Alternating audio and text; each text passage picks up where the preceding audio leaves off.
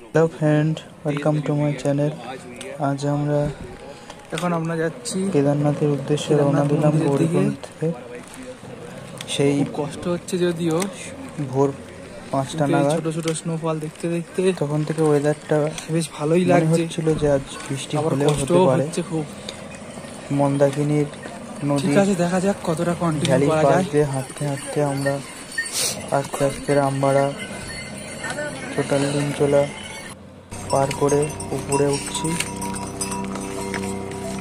সেখান থেকে প্রকৃতির মনোরম পরিবেশ উপভোগ করছি।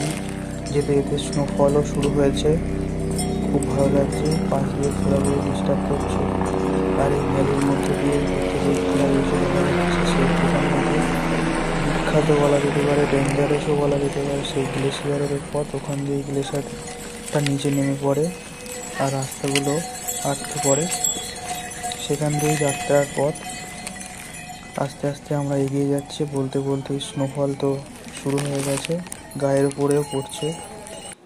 যদিও এটা আমার স্নোফলটি প্রথম দেখার অভিজ্ঞতা এটা। আর সেই শর্টকাট নিয়ে আমরা আস্তে আস্তে উপরে উঠছি। অনেকটাই স্ট্রিপ, আর ওই যে রাস্তা করে দেওয়া আছে, ওই রাস্তার মধ্যে দিয়ে উঠতে অনেক সময় লাগছে। আমরা আস্তে আস্তে এই কাকুদের সাথে কথা বলতে বলতে আমরা আস্তে আস্তে উপরে উঠছি। আর মন্দাকিনীর ভ্যালিটা যে কত মারাত্মক সেটা উপভোগ করছি।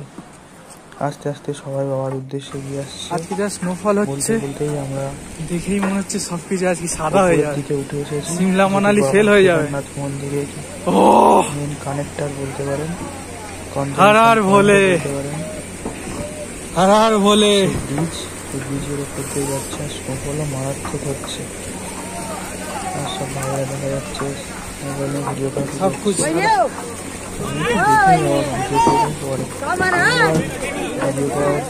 লোক সামলাতে পারলাম না, এগিয়ে চলছে। হর হর ভোলে, যত কাছে কাছে যেন আবেগপ্রবণ হয়ে পড়ছি। যদিও এটা আমার প্রথম কেদারনাথের সব সাদা হয়ে যাবে যেতে পারে।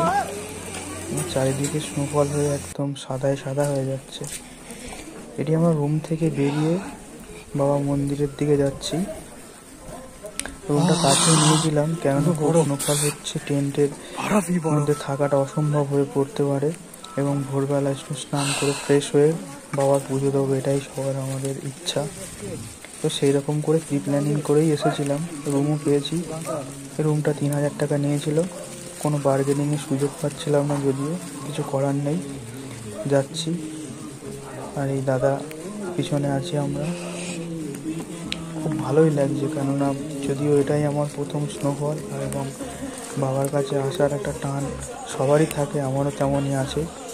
আর স্নো পরে একদম বলবো, যেতে যেতে প্রচুর প্রবলেম করছে, ক্রিয়েটও হচ্ছে, কেননা স্লিপারি হয়ে আছে। আর এই সেই সিঁড়ি, যেটা তোমরা অনেকে ভিডিওতে দেখেছো, আমিও দেখতাম লোকের ভিডিওতে। ভাবতাম ভিডিও করবো, সেক্ষেত্রে ভিডিওগ্রাফি কিছুই জানি না, বুঝিও না, এডিটিংও অতটা পারে না।